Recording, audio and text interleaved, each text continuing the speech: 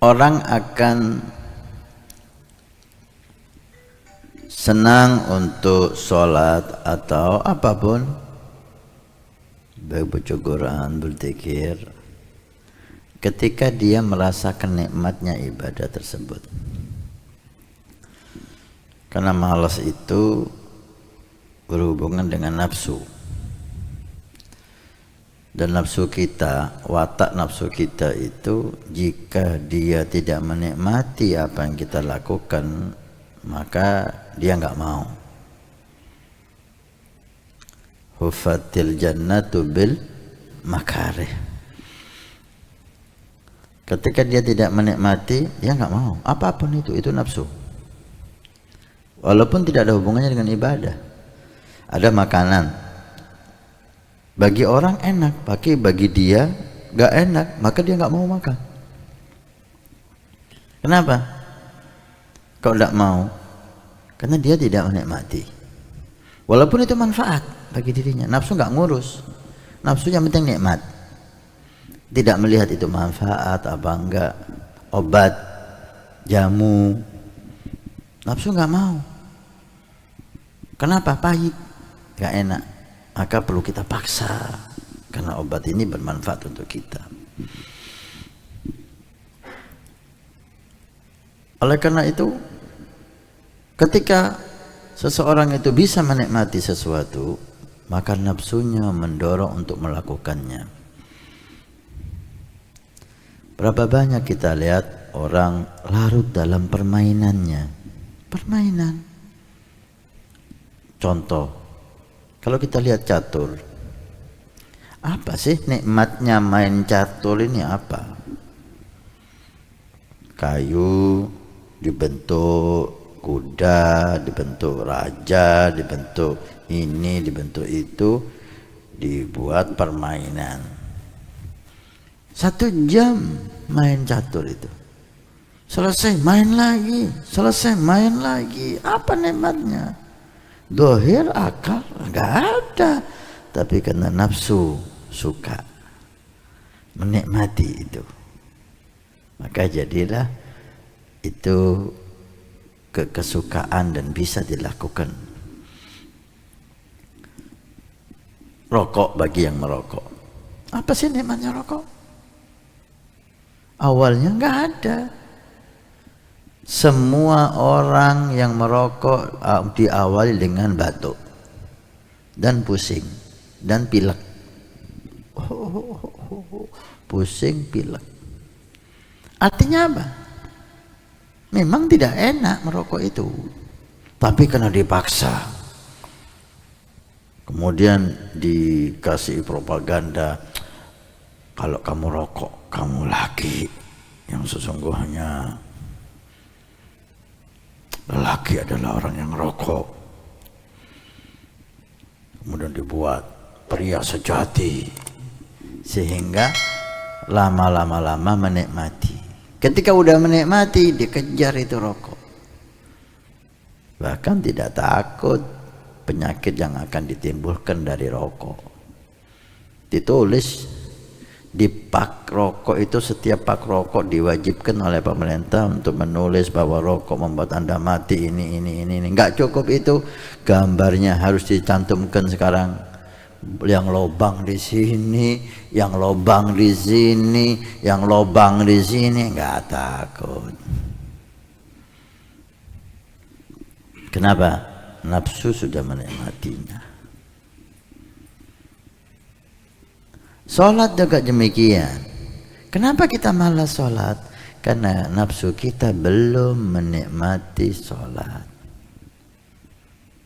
Jadi cara untuk kita semangat sholat, paksa nafsu kita untuk menikmati sholat. Cari trik, usaha supaya nafsu kita menikmati sholat. Ketika nafsu kita menikmati sholat, dan sholat memang nikmat. Nabi SAW ketika ada sesuatu hal, beliau cari hiburannya dengan sholat. Arihni biha ya Bilal, Bilal kalau sudah Nabi ada masalah, adzan wahai Bilal, hibur aku dengan sholat wahai Bilal. Hiburan Nabi sholat. Hiburan para aulia sholat. Bagaimana tidak? Sholat kita menghadap Allah. Sholat kita dialog dengan Allah, Tuhan semesta alam. Bukan dialog dengan presiden, dialog dengan Allah. Bukan jadi tamunya presiden, jadi tamunya Allah. Cuma kita nggak merasakan, perasaan itu kecil. Orang yang jadi tamunya presiden, gimana rasanya dia? Akankah dia menunda-nunda? Akankah dia terlambat untuk mendatangi panggilan janji yang sudah ditentukan? Sebelum janji sudah siap di istana dengan semangatnya. Oleh karena itu, cari cara bagaimana kita menikmati sholat. Jika tidak, percuma, Anda pasti akan malas sholat. Jadikan nafsu Anda menikmati sholat. Kalau sudah menikmati, nafsu Anda akan mengajak dan tidak akan malas. Anda akan diajak oleh nafsu untuk sholat. Intinya menikmati sholat. Gimana caranya kita menikmati sholat? Ada beberapa cara. Di antaranya, ketika mau sholat kosongkan semuanya. Jangan berpikir apapun kecuali sholat. Itu ketika ulama mengatakan orang yang ingin ke kamar mandi, buang air kecil, buang air besar, jangan sholat dulu, ke kamar mandi dulu. Selesaikan semuanya, baru Anda sholat supaya nggak terpikir. Orang yang lapar, jangan sholat dulu, makan supaya nggak kepikiran. Kecuali waktunya udah sedikit, lepaskan semua urusan, biar Anda konsentrasi penuh untuk sholat. Yang pertama. Yang kedua, semangat ya ikhwan, semangat waktu sholat. Dimulai dari wudhu, semangat waktu wudhu. Baca doa-doa, hadirkan hati kita waktu wudhu. Basuh muka, baca doa, Allahumma bayyid wajhi, ya Allah putihkan wajahku di hari kiamat, dan seterusnya. Basuh tangan, Allahumma hasibna hisaban yasira. Basuh kepala, basuh kaki, mengusap kepala. Kemudian takbiratul ihram dengan semangat, Allahu Akbar. Semangat bisa dikatakan 50% untuk mendapatkan nikmat dalam sholat. Semangat dalam semua ibadah. 50% Anda udah selesai, Anda bisa menikmati. Tinggal 50%-nya khusyuk, menggambarkan bahwa Allah melihat kita dan berusaha memahami makna. Bagi saya 50%-nya semangat. Setelah itu baru khusyuk dan memahami makna. Kita bisa lihat bagaimana orang main bola. Dengan semangatnya dia, konsentrasi penuh dan semangat. Pemain bola itu 1 jam gak merasa capek. Kadang-kadang kakinya kena batu berdarah, lupa, gak terasa, kecuali selesai main baru terasa sakitnya. Kapan kenanya? Waktu main, tapi gak terasa. Kenapa? Khusyuk, lupa itu sakit. Semangat, lupa itu sakit. Kita ngalami itu ketika main bola, kena duri, kena batu, berdarah, gak terasa kita. Selesai, kok sakit ya? Kapan kenanya ini duri? Lupa, kita nggak tahu. Selesai main baru terasa. Menikmati karena semangat. Coba pemain bola itu nggak semangat, larinya nggak semangat, nendang bola nggak semangat, dia tidak akan lama main bola, malas, sumpek, karena tidak bisa menikmati. Seperti orang rokokan tuh, kalau dia nggak semangat, nggak sampai habis dibuang.